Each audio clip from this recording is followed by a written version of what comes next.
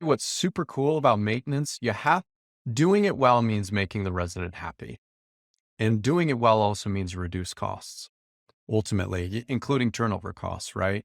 And so I think this is one of those unique things where it's not an exchange and a battle of the two. It's actually, if you do it right, it's the, not to be cheesy, but the rising tides raises all ship. It's the unique thing that if you do well, it actually makes both people happy. So that's one thing that is very rarely happens where you can have both people win, not at the expense of the other. I think where we will see this technology going is creating more of those consumer-like experiences for the resident. Um, so being able to know, hey, this is the tech who's coming. I actually have a picture of him. He looks, just like an Uber. Like I know who the person is who's coming to my house. I can see where he's at on his route. So I know when he's going to get to my house. If it's a third party contractor, actually being able to see that person's license information. Again, you're letting somebody into your home.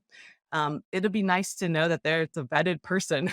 And so I think that type of visibility with the resident is going to be something that technology is going to enable in the future. I also think, you know, this creates transparency and accountability for the maintenance staff as well. And so if you think about being able to have this uh, communication platform that enables the resident to know what's happening, but also to have the maintenance tech or the vendor be able to provide real time updates to the resident